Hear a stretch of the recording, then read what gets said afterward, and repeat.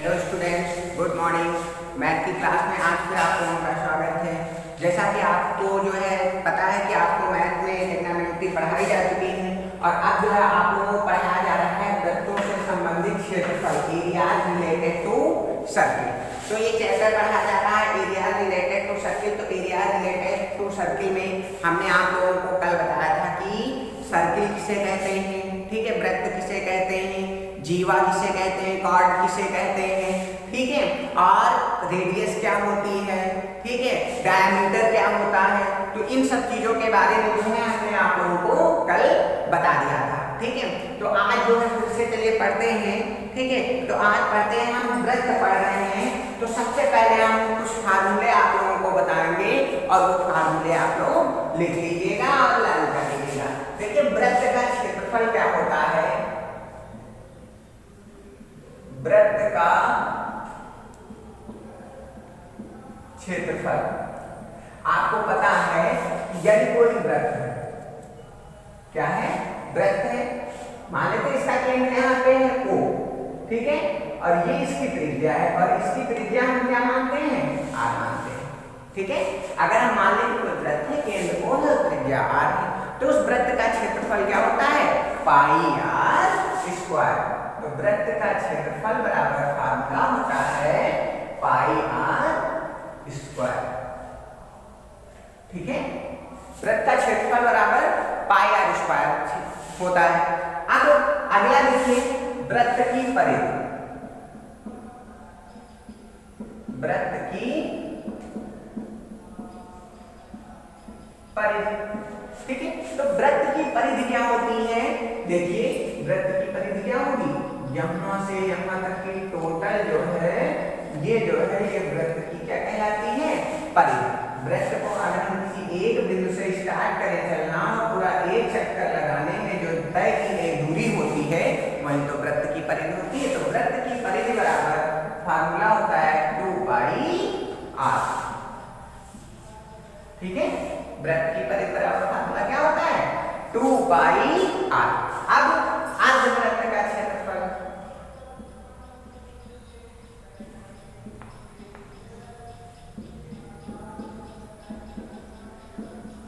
अर्धवृत्त का क्षेत्रफल, देखिए अर्धवृत्त का क्षेत्रफल क्या होगा, वृत्त का क्षेत्रफल पाई R स्क्वायर होता है, तो अर्धवृत्त का क्षेत्रफल इसका आधा होगा, तो मतलब कि 1/2 पाई R स्क्वायर, ठीक है। अर्धवृत्त का क्षेत्रफल क्या होगा, वृत्त के क्षेत्रफल का आधा, मतलब कि 1/2 पाई R स्क्वायर होगा। आगे देखिए वृत्त के चतुर्थांश का क्षेत्रफल, वृत्त के चतुर्थांश का क्षेत्रफल। तो आपको पता है कि वृत्त का चतुर्थांश क्या होता है, आपको कल बताया गया था कि कोई भी वृत्त है उसके 1/4 भाग को ही क्या कहते हैं, वृत्त का चतुर्थांश कहते हैं। मतलब कि इस भाग को क्या कहेंगे, वृत्त का चतुर्थांश। हमेशा वृत्त के चतुर्थांश जो होता है वो 90 डिग्री का एंगल बनाता है। कितने डिग्री का एंगल बनाता है, 90 अंश का जो है एंगल बनाता है वृत्त का चतुर्थांश। तो वृत्त का चतुर्थांश का क्षेत्रफल क्या होगा, आपको पता है वृत्त का क्षेत्रफल पाई R स्क्वायर होगा। अब इसको 4 भागों में डिवाइड कर दिया गया है, इसका मतलब कि वृत्त के चतुर्थांश का क्षेत्रफल वृत्त के क्षेत्रफल का 1/4 होगा। तो वृत्त का क्षेत्रफल पाई R स्क्वायर होता है, इसलिए वृत्त के चतुर्थांश का क्षेत्रफल 1/4 पाई R स्क्वायर। ये होगा वृत्त के चतुर्थांश का क्षेत्रफल। अब देखिए आप लोगों को फार्मूले बता दिए जा चुके हैं। अब फार्मूले बता दिए जा चुके हैं तो अब जो है आप लोगों को एक्सरसाइज स्टार्ट की जा रही है। चैप्टर नंबर 12 पढ़ाया जा रहा है, तो प्रश्नावली पहली एक्सरसाइज है 12.1, वो एक्सरसाइज हम स्टार्ट करते हैं। तो पहली एक्सरसाइज का पहला क्वेश्चन क्या है, ध्यान से पढ़िएगा और अच्छे से समझिएगा क्वेश्चन। देखिए क्या कह रहा है, दो वृत्तों की त्रिज्याएं क्रमशः 19 सेंटीमीटर और 9 सेंटीमीटर है, ठीक है। तो दो वृत्त हैं, दो सर्किल दिए हुए हैं जिनकी जो है रेडियस दी हुई है, त्रिज्याएं दोनों की दी हुई हैं, कितनी कितनी, 19 सेंटीमीटर और 9 सेंटीमीटर है। उस वृत्त की त्रिज्या ज्ञात कीजिए जिसकी परिधि इन दोनों वृत्तों की परिधियों के योग के बराबर है। देखो दो वृत्त की त्रिज्याएं में दी हुई है 19 सेंटीमीटर और 9 सेंटीमीटर। ठीक है, तो क्या कह रहा है कि उस वृत्त की त्रिज्या ज्ञात कीजिए जिसकी परिधि जो है इन दोनों वृत्तों की परिधियों के योग के बराबर है। तो देखो हम क्या करेंगे, सबसे पहले हमको दोनों वृत्तों की त्रिज्याएं दी हुई हैं, तो हम क्या करेंगे, दोनों वृत्तों की त्रिज्याएं दी हुई है तो हम दोनों वृत्तों की परिधियां ज्ञात करेंगे। तो दोनों वृत्तों की परिधियां ज्ञात कर लेंगे, उसके बाद दोनों परिधियों को क्या कर देंगे, ऐड कर देंगे, आपस में जोड़ देंगे। क्या करें, उस वृत्त की त्रिज्या ज्ञात कीजिए जिसकी परिधि इन दोनों परिधियों के योग के बराबर है। तो हम क्या करेंगे, दोनों परिधियों को योग कर देंगे। दोनों को जब जोड़ देंगे तो जोड़ने पे जो परिधि आएगी वो तीसरे वृत्त की परिधि होगी। ठीक है, तो उसकी हमें तीसरे वृत्त की क्या ज्ञात करनी है, त्रिज्या ज्ञात करनी है। तो कैसे ज्ञात करेंगे, देखिए अच्छे से समझिएगा। दो वृत्त हैं जिसकी त्रिज्या 19 सेंटीमीटर और 9 सेंटीमीटर, दो वृत्त बनानी है। एक ये वृत्त है, इसका केंद्र O है, ठीक है, और ये इसकी त्रिज्या है। ठीक है, और इसकी त्रिज्या हम मान लेते हैं 9 सेंटीमीटर दी। पहला वृत्त है, ठीक है, इसकी त्रिज्या 19 सेंटीमीटर है, सॉरी जो है पहला वृत्त जो है उसकी त्रिज्या कितनी दी हुई है, 19 सेंटीमीटर दी हुई है। ये पहला वृत्त है, ए वृत्त, ठीक है। और दूसरा वृत्त है ये, और इसकी त्रिज्या जो है, रेडियस जो है R2 जो है वो कितनी दी हुई है, 9 सेंटीमीटर। R1 19 सेंटीमीटर, दूसरे वृत्त की त्रिज्या R2 बराबर 9 सेंटीमीटर। ठीक है, तो हम क्या ज्ञात करें, पहले वृत्त की त्रिज्या दी हुई है तो पहले वृत्त की परिधि ज्ञात कर लें। तो देखिए क्या है, पहले वृत्त की त्रिज्या R1 बराबर कितनी दी हुई है, 19 सेंटीमीटर। पहले वृत्त की त्रिज्या R1 बराबर 19 सेंटीमीटर दी हुई है, तो पहले वृत्त की परिधि बराबर फॉर्मूला 2 पाई r होता है और त्रिज्या R1 दी हुई है, तो क्या हो जाएगा 2 पाई r1 होगा। तो 2 पाई r1 का मान कितना है, 19 सेंटीमीटर, तो 19 हो जाएगा। तो 19 गुना कितना हो जाएगा, 38 पाई वर्ग सेंटीमीटर। ठीक है, तो पहला जो वृत्त है, पहले वृत्त की परिधि कितनी आई है, 38 पाई वर्ग सेंटीमीटर। अब दूसरे वृत्त की परिधि ज्ञात करेंगे, तो दूसरे वृत्त की त्रिज्या दी हुई है, दूसरे वृत्त की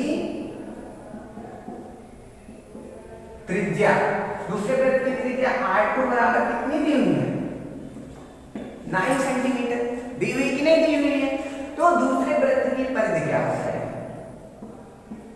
दूसरे वृत्त की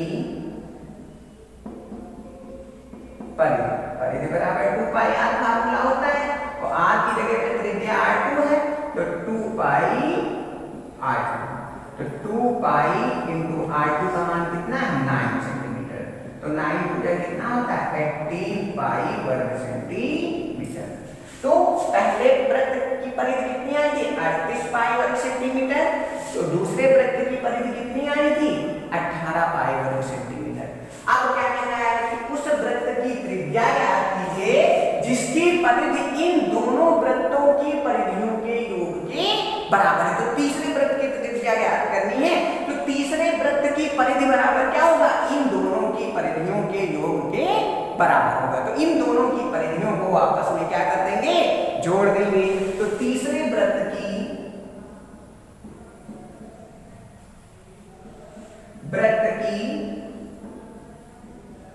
परिधि, तीसरे वृत्त की परिधि क्या होगी, पहले वृत्त की परिधि प्लस दूसरे वृत्त की परिधि। तो तीसरे वृत्त की परिधि बराबर पहले वृत्त की परिधि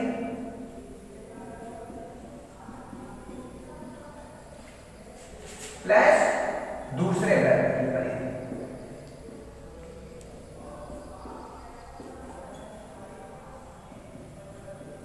तो तीसरे वृत्त की परिधि क्या होगी, पहले वृत्त की परिधि और प्लस दूसरे वृत्त की परिधि।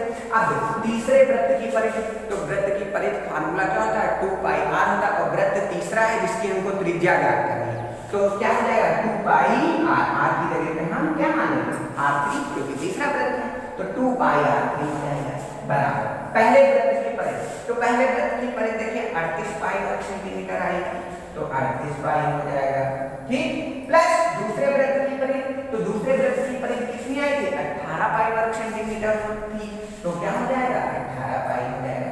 अब इसको सॉल्व कर लीजिए, तो 2 पाई r3 बराबर 38 पाई में 18 जोड़ेंगे तो कितना आ जाएगा 8 8 16 और 3 4 5 56 पाई, 56 पाई आ जाएगा, ठीक है। तो r3 का मान हमको त्रिज्या का मान बताना है ना, तो त्रिज्या r3 बराबर क्या हो जाएगी r3 बराबर 56 पाई बटे कितना हो जाएगा, देखिए 2 पाई जो है r के मल्टीप्लाई में लिखा हुआ है, गुणे में लिखा हुआ है, जब इसको इक्वल के इधर लाएंगे तो डिवाइड में हो जाएगा, भाग में हो जाएगा, तो 2 पाई नीचे पहुंच जाएगा, कौन जाएगा नहीं पहुंच जाएगा, आप देखो पाई से पाई कैंसिल हो जाएगा, 2 1 2 2 दूना 4 1 बचा, ठीक है कितना 5 है, तो 1 इसके आगे आ जाएगा 16 हो जाएगा, 2 8 16, तो r3 बराबर कितना बचा 28, तो r3 बराबर कितना हो जाएगा 28 सेंटीमीटर।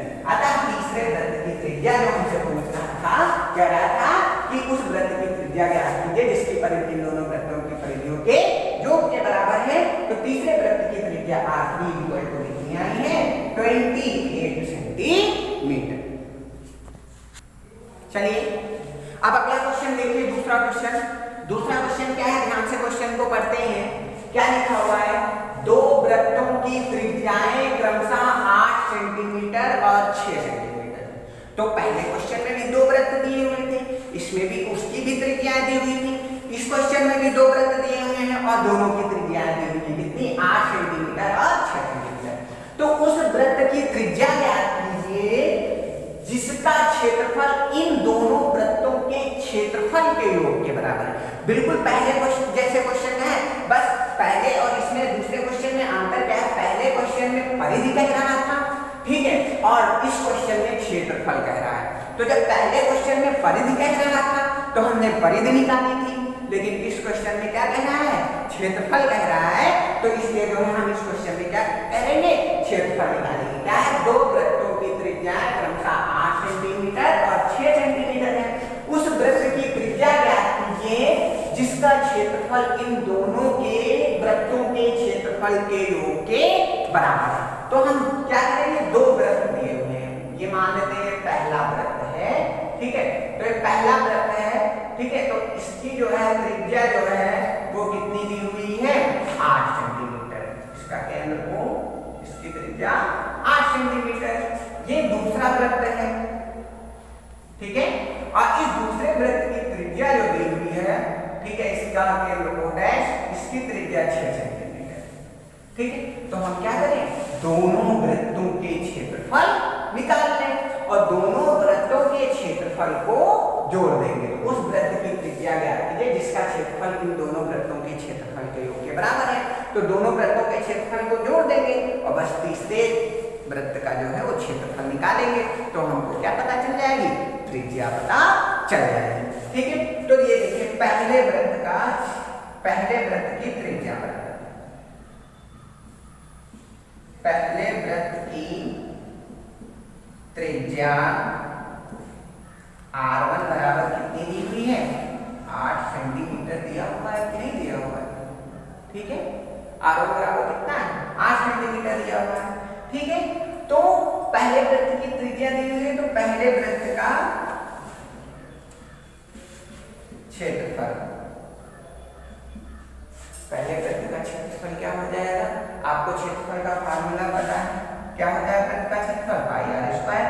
तो पहले वृत्त की त्रिज्या r1 है, तो इसलिए पाई r1 स्क्वायर हो जाएगा। तो पाई r1 का मान 8 है, तो 8 का स्क्वायर, और 8 का स्क्वायर करेंगे 8 में कितना होता है 64 पाई वर्ग सेंटीमीटर। तो पहले वृत्त का क्षेत्रफल जो है वो कितना हो जाएगा 64 पाई वर्ग सेंटीमीटर हो गया। अब इसी तरीके से हम दूसरे वृत्त का क्षेत्रफल निकालेंगे, तो दूसरे वृत्त की त्रिज्या, दूसरे वृत्त की त्रिज्या, दूसरे वृत्त की त्रिज्या R2 बराबर कितनी दी हुई है? 6 सेंटीमीटर दी हुई कि नहीं दी हुई? तो दूसरे वृत्त का क्षेत्रफल क्या हो जाएगा? दूसरे वृत्त का क्षेत्रफल बराबर पाई R2 स्क्वायर, क्योंकि पाई R स्क्वायर फार्मूला होता है और त्रिज्या R2 दी हुई इसलिए पाई R2 स्क्वायर हो जाएगा।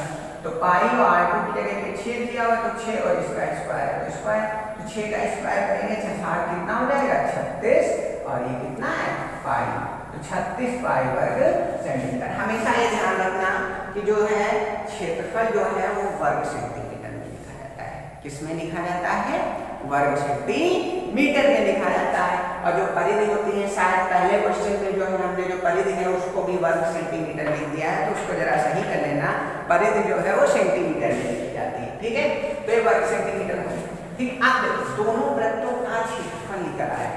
अब क्या है? तीसरे वृत्त का क्षेत्रफल जो है, देखिए जिसका क्षेत्रफल इन दोनों वृत्तों के क्षेत्रफल के योग के बराबर है, तो तीसरे वृत्त का क्षेत्रफल जो है इन दोनों वृत्तों के क्षेत्रफल के योग के बराबर है। तो तीसरे वृत्त का क्षेत्रफल बराबर क्या हो जाएगा?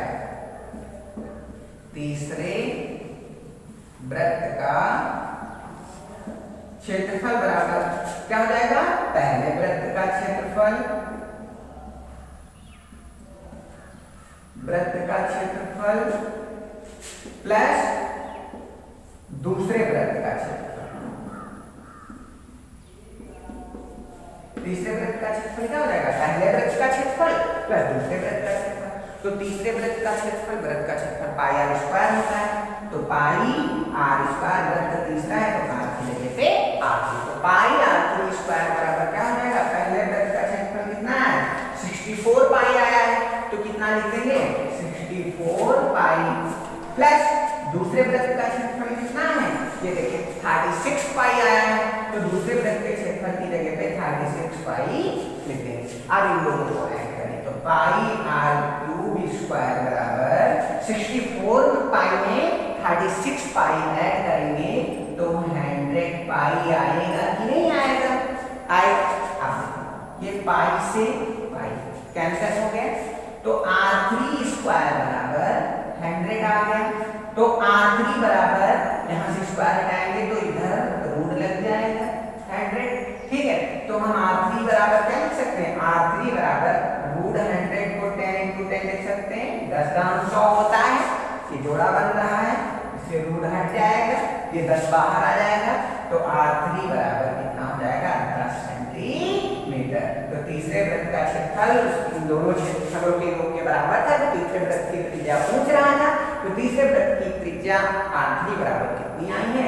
10 सेंटीमीटर। और यही हमसे पूछ रहा था, तो नीचे लिख देंगे अतः तीसरे वृत्त की त्रिज्या बराबर, तीसरे वृत्त की त्रिज्या R3 बराबर 10 सेंटीमीटर। आई बात समझ में? ठीक है, तो आज की क्लास में इतना ही। अगली क्लास में इसी एक्सरसाइज के आगे के क्वेश्चन, जितने भी बचे क्वेश्चन हैं, सारे क्वेश्चन आपको अगली क्लास में बता दिए जाएंगे। तब तक के